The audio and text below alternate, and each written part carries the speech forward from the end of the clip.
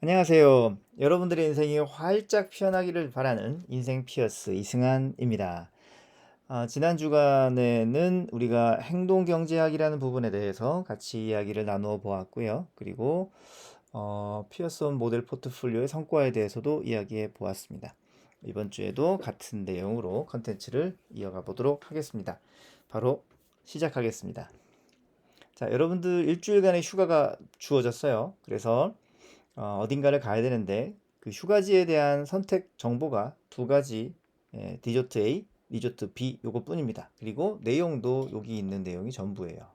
이거 중에서 어디를 가시면 좋을까요? 자, 리조트 A의 케이스 보겠습니다.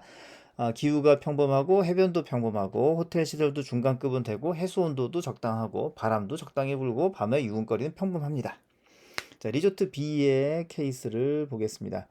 리조트 B 적당한 햇살 죄송합니다. 강렬한 햇살, 근사한 해변과 산호초가 있고 초현대적인 호텔 시설, 그리고 매우 차가운 해수 온도, 매우 강한 바람, 밤에 유흥거리는 전혀 없음 이렇게 되어 있는데요.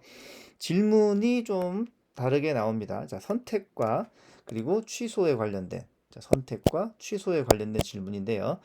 다르게 나오면 다르게 나올 수 있습니다. 여러분들 마음으로 받아들이시면 될 것 같아요. 자, 예약 전이라고 했을 때 어느 장소를 선택하시겠습니까? 리조트 A와 리조트 B 중에서 어디를 선택하시겠습니까?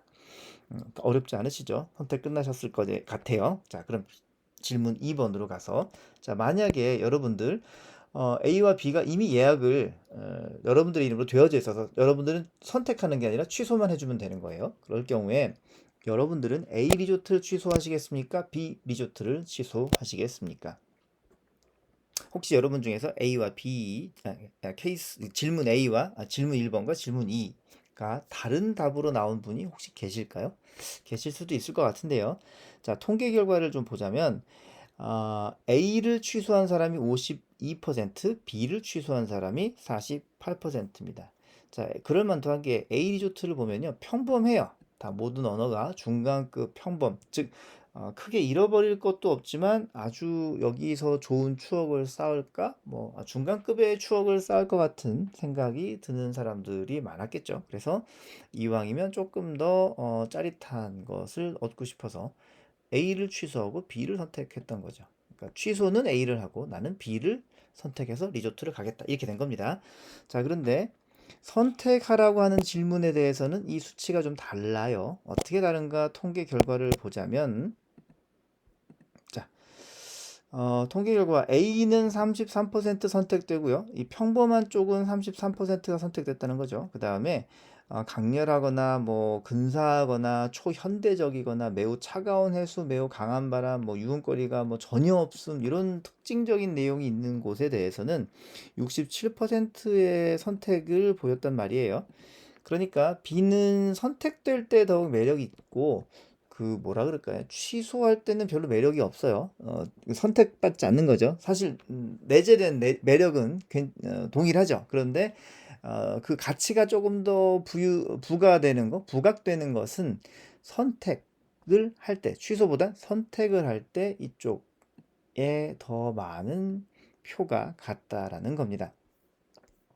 자, 똑같은 질문에 대해서 그리고 똑같이 주어진 예제에 대해서 우리가 선택하는 방식이 달랐던 거예요.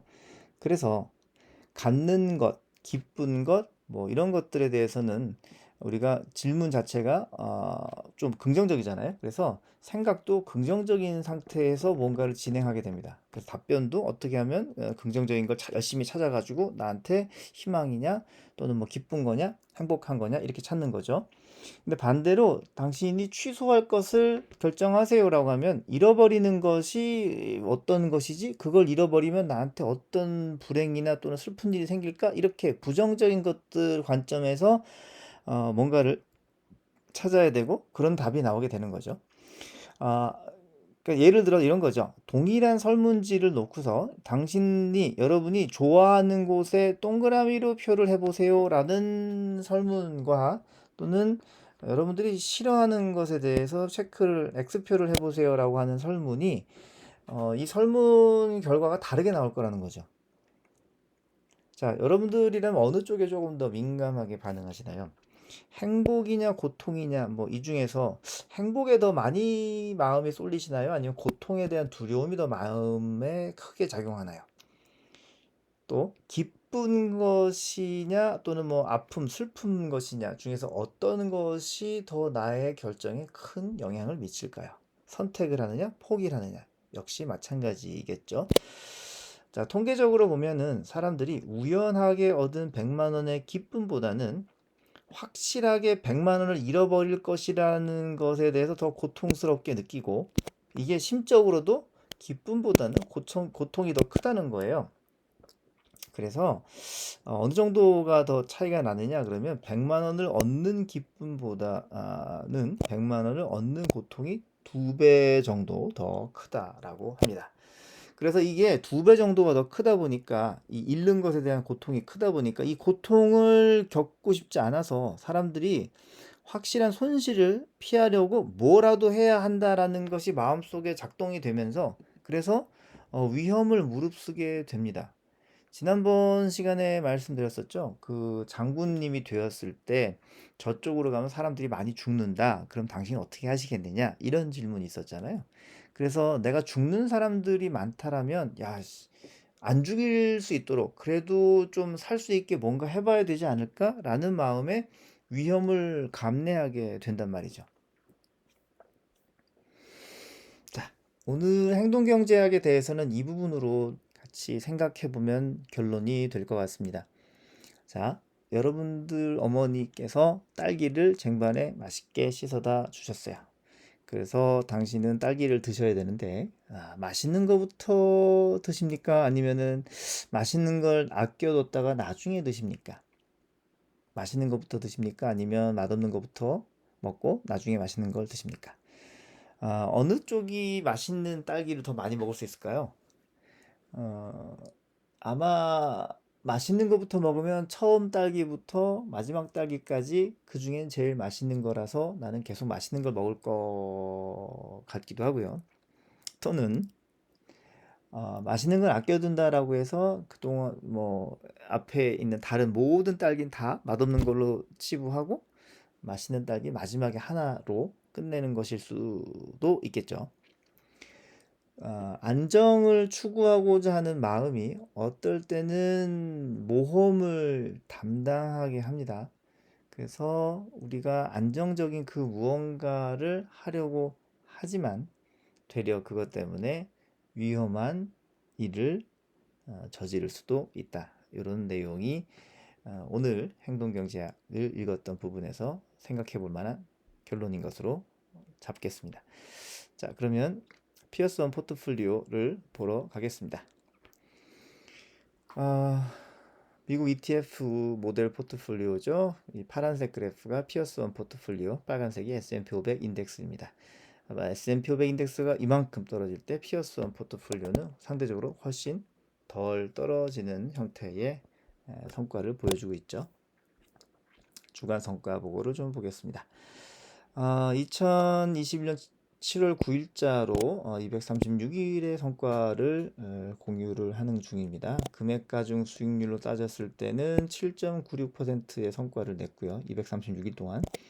이거를 365일로 환산하니까 14.51% 정도가 되겠습니다. 사실은 지난주 대비해서 우리가 1.97%라고 하는 큰 수치의 자산 증가 폭이 있었는데요. 이게 이제 환율이 도와줬어요. 1.29%가 상승하면서 좋은 성과를 내게 되었습니다. 한 주 전에 는 뭐 코로나에 대해서 걱정이 있었음에도 여러 가지 고용률 지표가 되게 좋았거든요. 그래서 3대 지수가 사상 최고치를 뚫고 올라갔었는데 이제는 코로나가 다시 바톤을 이어받아야 될 순서인가 봅니다. 이미 뭐 3대 지수는 사상 최고치 이렇게 해서 다 뭐 올라갈 만큼 올라가 줬고 그리고 그동안 기대를 받았던 여러 가지 기업들의 성적, 운용, 뭐랄까, 그 호재들이 다 끝난 상황이다라고 보여지기 때문에 이제는 올라갈 것보다는 내려갈 게 더 많고 이 내려갈 수 있는 요소로 뭐 코로나 델타 변이 뭐 이런 것들이 지금 경제에 별로 도움이 안 될 것이다라는 걱정이 지난 며칠간의 월가의 분위기였다고 합니다. 뭐 그럼에도 불구하고 3대 지수는 성과가 플러스 상태로 마감이 되어서 S&P 500은 0.4%, 나스닥은 0.43%, 다우존스는 0.24%의 전주 대비의 상승 결과를 나타내게 되었습니다. 아직은 미국 경제가 튼튼하고 우상향이 가고 있습니다만 사실 모를 일들이 많죠. 그래서 계속 지켜봐야 되고 코로나가 많이 좀 안 퍼졌으면 좋겠습니다. 빨리 좀 나가서 좋은 공기도 마시면서 야외 활동도 많이 할 수 있는 시기가 오면 좋겠는데 말이죠. 자, 이렇게 해서 7월 9일자의 영상을 마무리하도록 하겠습니다. 저는 다음 주에 또 행동경제학에 대한 내용과 그리고 피어스원 포트폴리오의 업데이트로 찾아뵙도록 하겠습니다. 앞으로 한 주간도 인생이 확 피어날 수 있는 즐거운 한 주 되시기를 진심으로 바랍니다. 감사합니다. 다음 주에 뵙겠습니다.